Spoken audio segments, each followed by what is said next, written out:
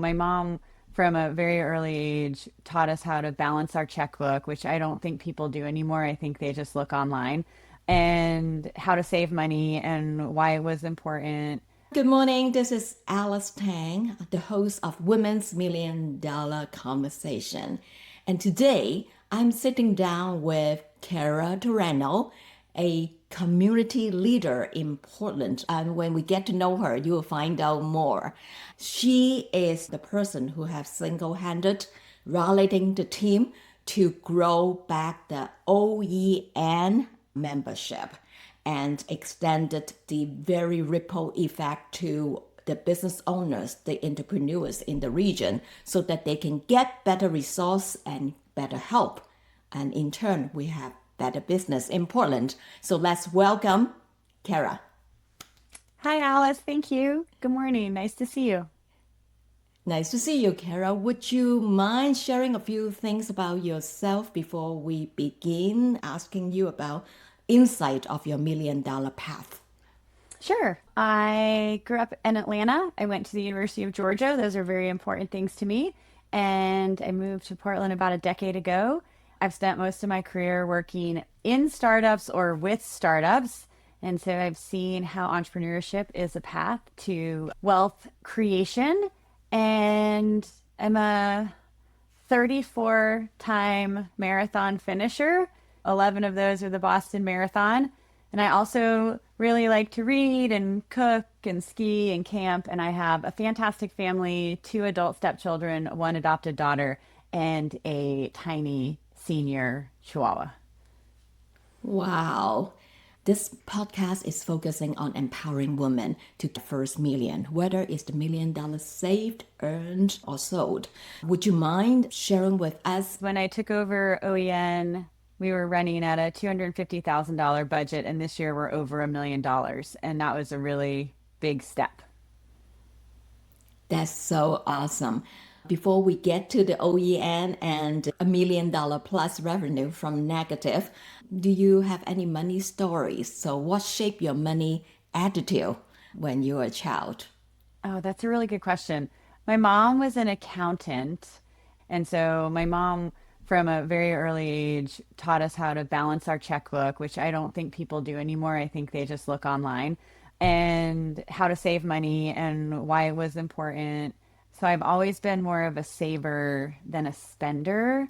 And then as I got into my late 30s, my husband was really keen on ensuring that I had my own wealth generation. And so he taught me a lot about brokerage accounts and different investment theses. And then together, he and I are pretty active angel investors because now I understand what risk capital is, and I'm a little less of a saver and more of a supporter with the money that we have access to. Great. What is one belief you would like to share with our audience about money? Oh, I think understanding financials is the most powerful thing that anyone can do in the room. And I've seen it in my career at this point. Knowing how to read a financial statement and being able to tell a strategic story around money is very empowering. And I don't think we teach enough people to do it. And I definitely don't think we teach enough women to do it. Great. You've built a 20 plus year career across tech, startups, and now leading OEM. Looking back, what are two or three financial moves that actually moved the needle for you? Oh, that's such a good question. I was really fortunate because of that early saving, be able to buy my first piece of property when I was like 23 in a sort of transitional neighborhood. And so when I sold that, I was able to make some money on top of it. And then when I bought my second piece of property, it was right after the financial crisis of 2008. And so again, I got a really great deal for a piece of property that I actually lived in. And then because things got better over the decade that I owned that property, I was able to sell it for, again, a larger win. And then buy a third piece of property in another transitional neighborhood that then resulted again in a nice amount of savings. I had the opportunity to do as a startup employee was have stock in the company. And that then wound up being a lovely nest egg when the first company I was at sold. That's not always the story when you sell your business, but I was not the founder. And so I still got a nice chunk of equity and was able to put that into my saving strategy. And then I think from a work perspective, it was really partnering with both a financial planner and a CPA and a controller to understand how money flows, where it flows, and how to share that story in a way that doesn't make people uncomfortable. Because I think talking about money sometimes just makes people uncomfortable. You name it, because in general, money is a taboo topic because sometimes people compare themselves with others. Now, you mentioned that the three best money moves or important money moves are really real estate related. You buy the first, you buy the second, you buy the third. Now, there are audience out there who are thinking real estate just like any other investment, like stocks, right? When you don't understand it, it's a lot of risk. But I know I'm doing the right thing, or at least I want to try. What if I fail? So, have you ever thought about those? Yeah, and I think that probably a lot of that has been influenced in my background of working with startups because the the math for investing is high risk, high reward. And in my perspective of asset classes, I actually view real estate as not particularly risky compared to other things. I think one thing that I didn't know that I was doing was buying low and selling high. And I think the mistake that is the riskier one. You buy at the peak of a market and then it becomes harder to capitalize on the sale. And I think the other risky thing that I would flag from a real estate perspective is involves care and feeding. You don't just buy a house and do nothing with it. Like water lines leak, bathrooms flood, roofs have to be replaced. And so you have to think about that as part of your cost calculation of what you're trying to get out of it. Because if you put a lot in, you may not be making all that money back on the end. Thank you so much for sharing a little bit about real estate investor mindset. What's one belief about money you absorbed earlier, but actually today you have to unlearn it? Something I learned earlier about money that I've had to unlearn. I guess one thing is that you don't talk about it. It's not polite to talk about because now it's something I just talk about all the time. Like I'll meet with a founder and they're trying to raise money. And the question now always is, do you have any debt? No, I haven't taken out any loans. I'm like, oh, that's great. But I do have $70,000 of credit card debt because that's what I've been running the company on. I'm like, that is not good.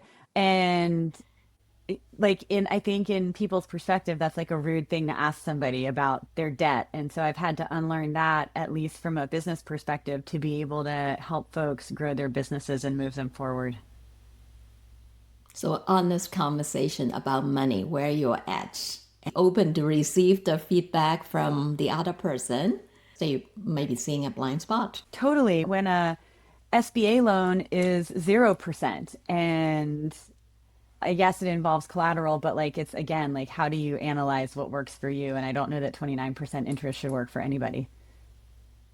Now, when you step in OEN was carrying a real deficit, like you said, minus 250,000, and you turned that around and grew the membership significantly, and thus the revenue that you just told us is over $1 million. That's such a great moment and deed that you have done. Walk us through that and what did leading an organization back to financial health teach you that no spreadsheets could? Oh, that's really hard. It actually taught me the value of relationships. I know we hear that a lot and to capitalize on your network and don't be afraid to utilize social capital that you've built. And I think my assumption when I started is, well, we do good work and anyone would be happy to give us a grant or a donation because we do good work. And what I've learned in this process of building up the revenue to over $1 million is that yes, we do good work, and the relationships that we build is really critical. And so I think that relationship component was what I misunderstood. Now, I'm going to take the audience a little bit back when we met at TAO. I spoke about networking, so this is a relationship question for Kara. Ready? I'm Okay. ready, ready. Let's do it. It looks like you're leading a very busy life, right? You're a spouse, you're a mom, and you also do your work and you cook, you eat, you run, you do all these things. How do you incorporate relationship? Because the best, to me though, is best built by the one-on-one conversation. Because when you have a group of people, everything become a little bit more superficial. People do not go deep when there is more than two people in the room. So I'm going Yeah. to let you take the lead here and teach us. I'm a big proponent, and I tell my team this, that we say what we're going to do and then we do what we said we were going to do. So for me, all of it is like upfront communication and then delivering against whatever you promise to do. I get asked to serve on lots of different boards and committees and commissions, and I don't just put it on my resume. I do show up and I do contribute work. And then the folks on the committee or that lead the committee see that. And then that kind of creates opportunities for one on one conversations and work, because if you're a committee chair, then you are obviously talking to the person at the organization that the committee chair reports to. And I found a lot of unique opportunities to build relationships through the work. I've also been able to use my running as a way to have business meetings, which is fascinating. I always like a walking meeting, so I'll always do something active. And then I actually keep a pretty strong boundary about my evening. I try to be done between 5 and 6. So I am the queen of the early happy hour. You can find me at 4 p.m. I've had a couple of my favorite locations where I do one on ones, and I try to do 2 or 3 a week. My very first boss, a guy named Sanjay Singh, said that you make time for the things that matter to you. And so having personal relationships with people matters to me, so I make time for it. When you say you make time for what matters or the person who matters to you, I had a lot of goosebumps. Because that's it. That's it. People feel that they are the only person in the room with you. When they meet you, I had the same feeling. So thank you so much for sharing your networking tips. And truthfully, it's really how do you build authentic relationships.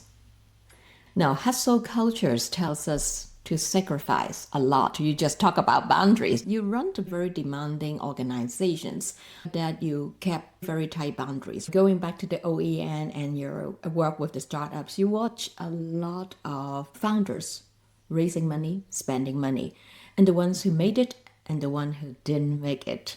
From your seat, how do you tell the difference between a smart, calculated risk and a reckless gamble? Well, I will start by saying that I think the biggest challenge for anyone starting a business is understanding the financials. Again, because we don't really learn it, and business finance is so different from your personal finance. The world of startup risk assessment is constantly evolving. So even as late as 5 years ago, you could show up with a great idea and get funding. And that has changed. So the tolerance for risk in the market has lowered. And so now a lot of what we're looking for is traction with some revenue, and then the potential to scale that in a market where you have good product market fit, where you are doing something innovative enough that you will get early adopters quickly and then be able to change through your innovation, whatever market you're trying to disrupt. So I think that a calculated risk is really the folks that understand that and can talk through it. Whereas a reckless gamble is, and this is my favorite example, my next door neighbor's son is doing a AI app startup, and we need $20,000 of investor money. That's a risky gamble because you don't, yes, you know the guy's son, but you don't know what his business is doing or his business model. So there's some things you can look at to assess that risk a little bit better. And an early stage company, like maybe 10% are going to be the big reward at the end. I think some of entrepreneurship is a risky gamble no matter how you slice it. Just learned something from you. Business owner needed to learn about business finance. You just said it perfectly. Business finance is different from personal finance. For a new business owner, if they were to learn about their business finance, I'm interested at least because it's the language of business, right? Know your financial statement. Where do they get help? Does OEN provide or the SBA office provide? So could you give us some resource so that the people who are listening can have some idea about what they can do about this blind spot? Yeah, that's such a good question. There's a lot of organizations that provide technical financial assistance. So yes, it's through the Small Business Administration, through the Oregon Small Business Development Centers, or anywhere in the Pacific Northwest. Every state has a network of small business development centers. There are organizations like the Oregon Entrepreneurs Network, so OEN. So if you're in the Portland metro area, there's an organization called Accelerate.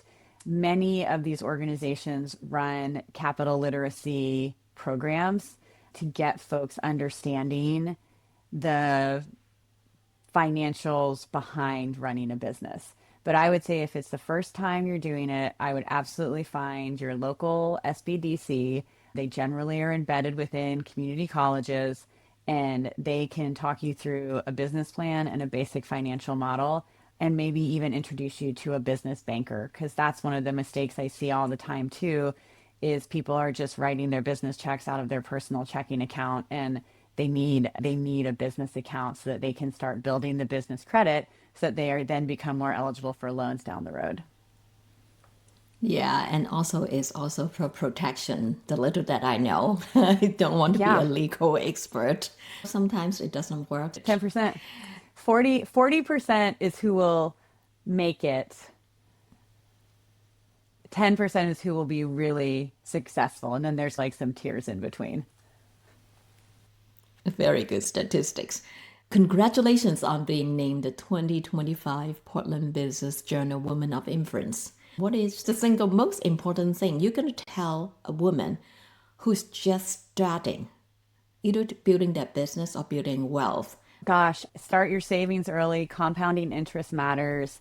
And truly be able to understand your business finances. I know I keep repeating that.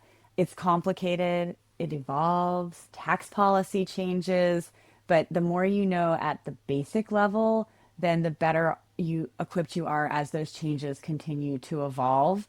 Don't be afraid to have an uncomfortable conversation about money or ask someone to help you learn about money.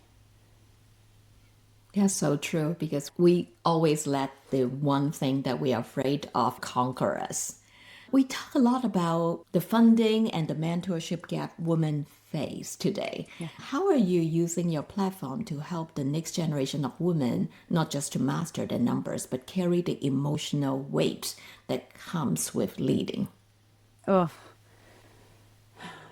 I would say for the next generation, I strongly encourage women to take the risk to become business owners. And you can see that in the state of Oregon. We have one of the highest percentages of women business owners that make over $1 million a year in the entire country. And that is upwards of 30% of our women owned businesses, which is really impressive. And my advice to the young folks would be don't be afraid to dream big and be in that 30% and beyond of women business owners that are bringing in $1 million in revenue per year. Think bigger, reach farther, take a little bit more of the risk. I know it's hard. And then always make sure you have a backup plan when you do fail, because you will. That's so true. Failing to just learning Yeah, Because either I succeed or I learn. I love that. We tell everyone, particularly the founders that we work with, because we do give them a lot of feedback, that feedback is a gift. It's not a gift you always have to accept. Oh, that warms my heart. That's true. It's a gift. You don't need to open it, right? No, you don't need to open it. You could choose to not open it. Yeah. Yeah. Well, there is a turning point in wealth where you stop trading time for money. There is also a time when you start using money to buy time. What's the freedom of your work buy you right now?